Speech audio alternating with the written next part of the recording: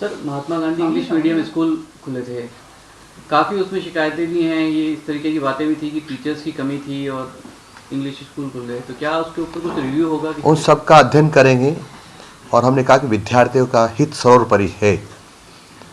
यदि ऐसा लगता है कि उसमें विद्यार्थियों का हित है तो सुदृढ़ करने की कोशिश करेंगे। यदि ऐसा लगता है कि उसमें विद्यार्थियों को नुकसान हो रहा है तो उस पर पुनर्विचार करेंगे। बीजेपी जो है हमेशा मातृभाषा में ही एजुकेशन देने की वकालत करती रही है और इंजीनियरिंग तक की पढ़ाई अब मातृभाषा में कराई जा रही, तो क्या ऐसी सूरत में महात्मा गांधी स्कूल प्रासंगिक रह गए बीजेपी की सरकार आने के बाद? उस पर हम अध्ययन करेंगे, एक्सपर्ट से बात करेंगे। हमारे जो सीनियर्स हैं, पहले शिक्षा मंत्री रहे हैं, उनसे भी विचार विमर्श करेंगे और जो भी छात्रों के हित में होगा और देश के हित में होगा वो काम करेंगे।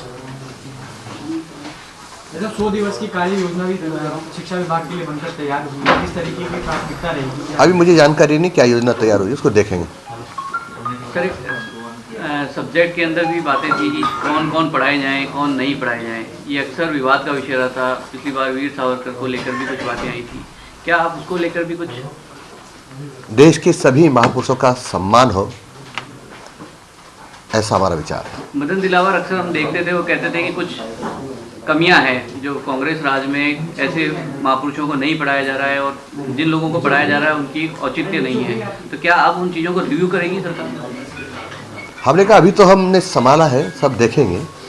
देख करके जो जनहित में, छात्रों के हित में और प्रदेश और देश के हित में होगा वैसा पाठ्यक्रम बनेगा। एक सर, तबादला बहुत बड़ा इशू है, 3rd ग्रेड टीचर्स के तबादले जो हैं। देखो, माननीय प्रधानमंत्री जी ने तबादलों के बारे में निर्देश दिए हैं और भी निर्देश दिए, जो निर्देश दिए हैं उनकी अक्षर से पालना होगी।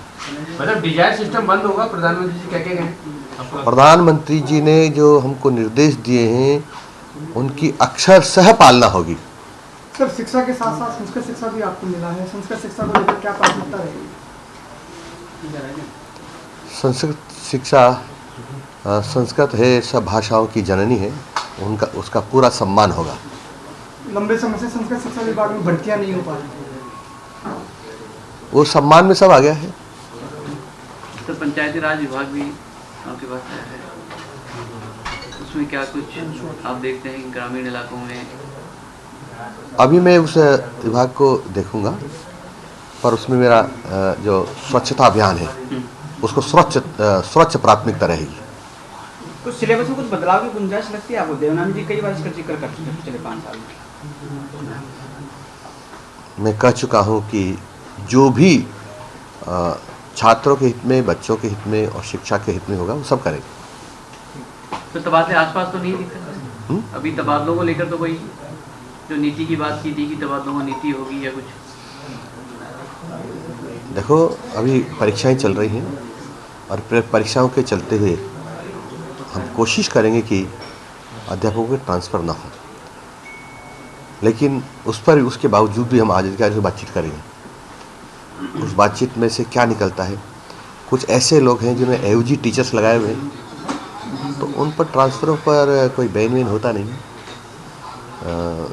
कुछ ऐसे लोग हैं जो 12 से तो तनख्वाह उठा रहे हैं, जयपुर में बैठे हैं, वो सब ट्रांसफ़रों की श्रेणी में नहीं आता, इससे प्रशासनिक कारण होते हैं। देखें।